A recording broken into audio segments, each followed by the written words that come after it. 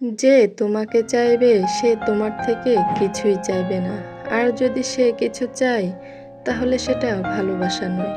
প্রথমে ভুল বোঝাবুঝি, তারপর অজুহাত, তারপর ব্যস্ততা, কিছু সময় পর এড়িয়ে যাওয়া, অবশেষে কথা বন্ধ, আর সবশেষে সমস্ত জায়গা থেকেই ব্লক। শেষ পর্যন্ত সম্পর্কগুলো এভাবেই শেষ হয়ে যায়।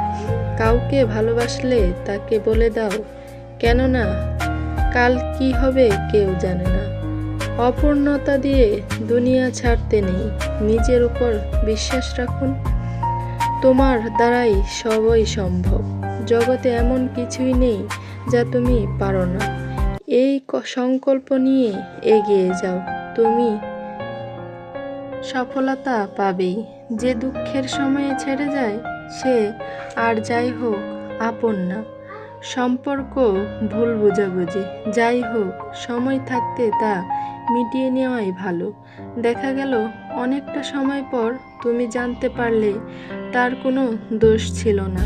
তখন নিজেকে আর ভাগ্যকে দোষারোপ করেও কিছু পাবে না। আসলে জীবনটা এরকমই হয়।